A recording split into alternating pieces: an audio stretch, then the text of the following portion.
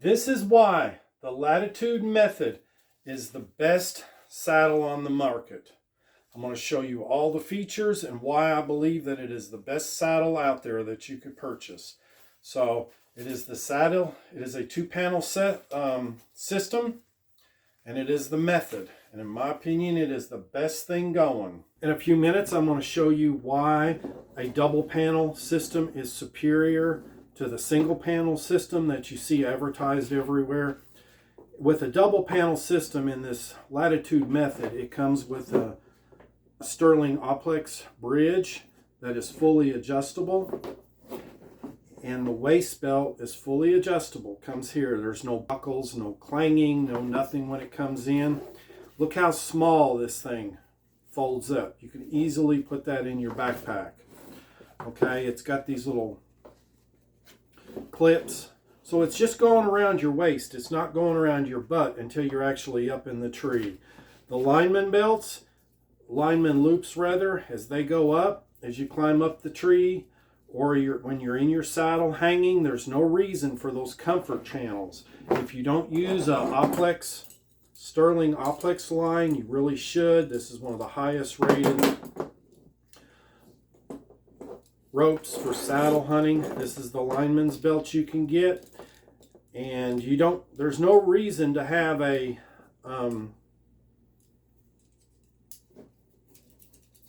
try and use the ropeman one. The ropeman one will not work on this Oplux rope because it's too small. Okay, but this simple little adjustment right here, you can adjust this to wherever you want on the fly.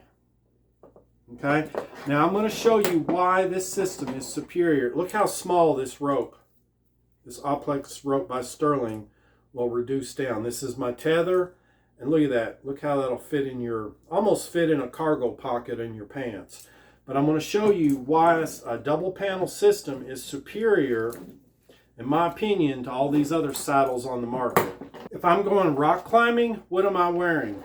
Okay, I am wearing basically a two-panel system. This is a Petzl climbing harness, and you're going to put your carabiner between there and there.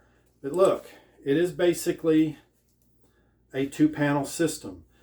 This right here just keeps these from riding up your legs when you're hanging like this. Notice it's a two-panel system basically. So when you're hanging from a rope rock climbing, you're either doing this or you're hanging like this.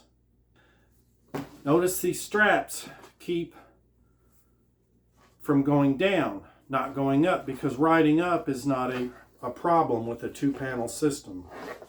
If I'm working as an arborist, what am I wearing? Note, this is a two-panel system, right? Now you wouldn't want to wear this way too noisy. You wouldn't want to wear this bow hunting. But with the arborist saddle, you got two D-rings. You got these two right here. If you're climbing the tree using a lineman's belt with your spikes to get up the tree,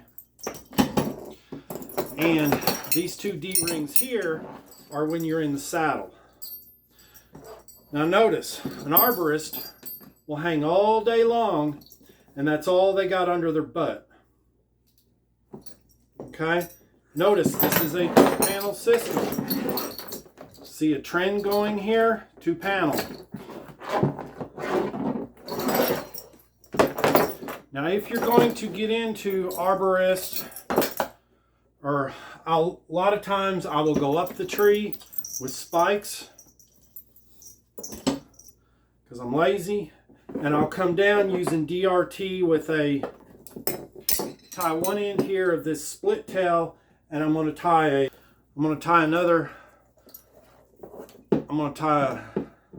figure 8 on this line here, and this line here. We're going to do if you don't know how to tie a Blake's hitch, you need to study and learn how to tie a Blake's hitch. So you're going to take your split tail and you're going to tie a Blake's hitch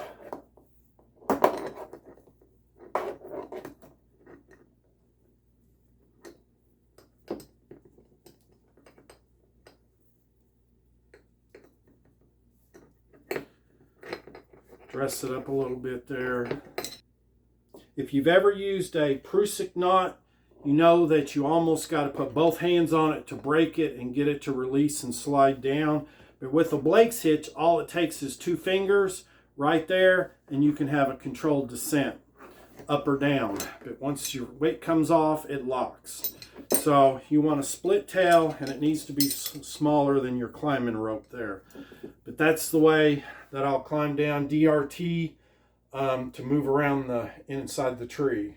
So I have hundreds of feet of climbing rope, but it's all white. And I hide from more other hunters more than I do deer. Although if you watch my videos, you'll see I'll be up there in a ghillie suit with my face painted. But I do not want this white rope hanging out of a tree. Especially because if you're DRTing or if you use a throw line to get this line up here, this line's going to be up 50, 60 feet up in the tree, because I can climb any tree out there. If it's got a limb, I can climb it. So what I'll use, if you get on Wesper's website, they have this Predator line, and this is what I'll use for DRT.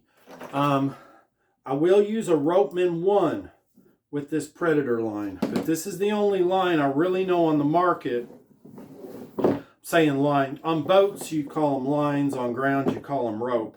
But this Predator rope is the only real rope I know on the market that is camouflaged like this. And once again, if you're going to use a Blake's hitch in DRT, you're going to have to use a little bit smaller line and Blake hitch into this. And I believe a Blake hitch is a lot safer for descent than using a ropeman 1. I'll use a ropeman 1 maybe for a lineman's belt, or up tethered to the tree if I'm using this line and tethered to the tree. But you do not want to use a ropeman 1 for a descent down a line because of the way this bites into there. And if you take a fall and this catches you, I don't know. There are teeth in there.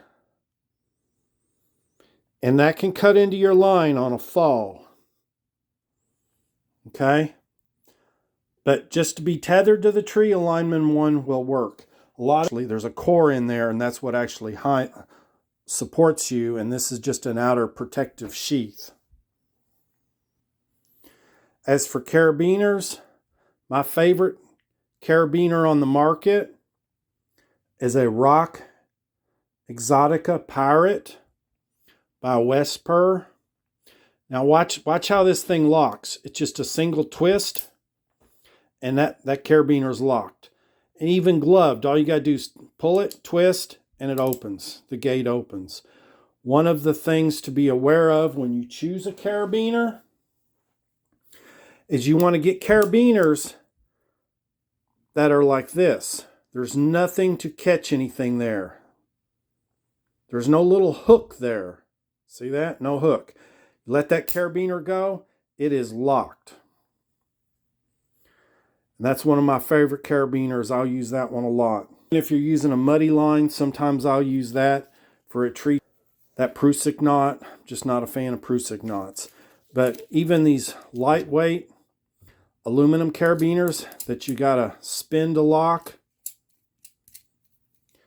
look at the gate, okay? Smooth. See that? These are aluminum, lightweight. This is a tree spider carabiner. Now I will occasionally use a carabiner like this. Now see, that's what you don't want. But see, this locks in to the D-ring and you're going to be supported there, but no line. You're not going to have lines going in through here to catch on that, but it gets a positive hook.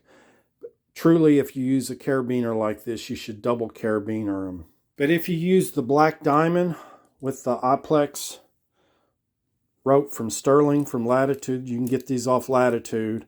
Same thing, except you got to spin that. But look at that. There's no hook in there to catch the line when it goes. And got to spin it.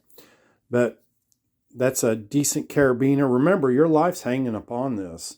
You don't want to skimp on a carabiner. But these are black diamond carabiners. That's rated for 8 newtons. Okay. And that's the knot I usually use with the Oplux. The only problem I have with an Oplux rope, a lot of times when you're using it as a lineman's rope and you got a shaggy bark tree, this small of a line sometimes wants to catch and doesn't want to slide and move around. But even if I'm climbing in a ladder stand or something, using this as a tether, I mean, look how small this, look at that, goes in my backpack, and I'll tether myself to the tree with this instead of using tree straps. It'll slide you, this little D-ring right here will slide your prusik knot.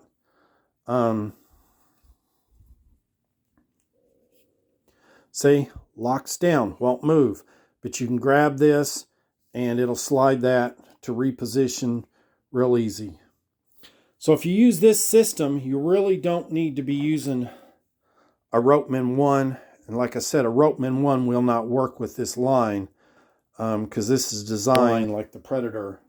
So look at the difference in the lines there. I will use some of this Predator line for a lineman's belt if I got a shaggy bark tree.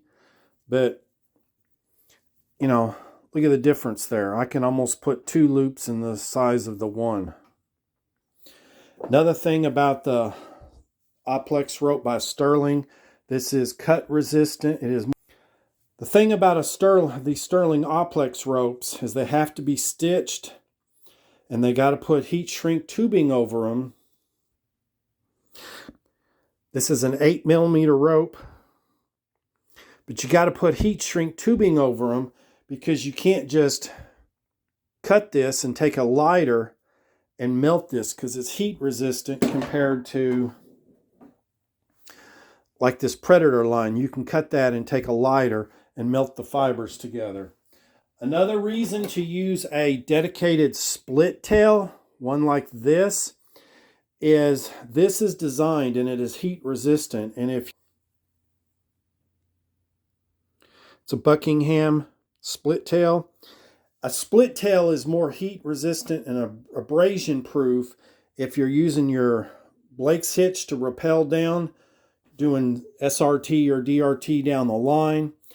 Eventually you're going to burn or you're going to heat up this line. If it feels hot, you need to slow down. If your line ever gets shiny, you need to slow down. Really repelling, because you can burn this line up. That's why you need a dedicated split tail. The next thing is, they're not very expensive. They're like 15, 20 bucks, and you can replace them instead of buying a whole new line. See, that one was, you can just take a lighter and melt those fibers. You can't do that with the Oplux rope. See, it's not melted. You just put heat shrink tubing over it. So guys, anyways, that's why I believe that latitude method, if you look at all the professionals, they're all using a double panel system, not the single panel. I know the single panel system, the people marketing have some of the biggest marketing out there, and they make you think that that is the only greatest saddle on the market. Out of all the saddles I've tried on the market, this one here fits me the best. There's no riding up. You can adjust your bridge up and down there if you need to, but once you get it set, I'm telling you, the lower piece does not ride up on your butt like some of them do. Some of them even brag about having a flex panel in through here. So whenever I'm gonna hunt from a saddle, this is what I'm wearing. Okay? The latitude method. It's a double panel system, really well constructed. It does have molly loops going around through here if you want to put a dump pouch, or this is another reason not to have those catches. If you want to throw a carabiner in through here. That'll want to catch there, but you can throw that on there. Throw all your gear on there. I like having this belt right here. Once I get that tightened down and apply some, it doesn't move around on me. I like having a rope bridge. There's a lot of people using the strap bridges and everything, and I like to be able to slide around. So my money goes on the latitude method. There's the whole system. Look how big that is. Don't even need to wear it in, because that'll easily fit inside my backpack.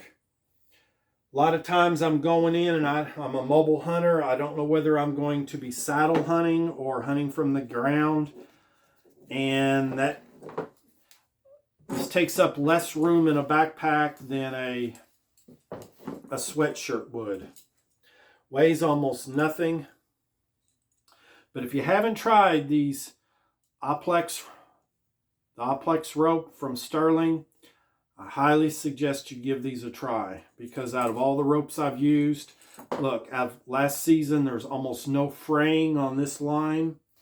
And if you get some of these other cheap ropes like this Muddy, you'll see that it just gets all frayed up in through here, and they're only good for a season or so. Side note, if you need to get you some climbing line, if you talk to some tree people, if a rope gets like this, they basically have to throw it away if they're a tree climbing service that touches power lines, because these lines touch power lines all the time. Once they get dirty, if they drop in a mud puddle or something, the tree service basically throws these lines away, because they can no longer use it because this line is dirty. This is why the latitude method is the best saddle on the market.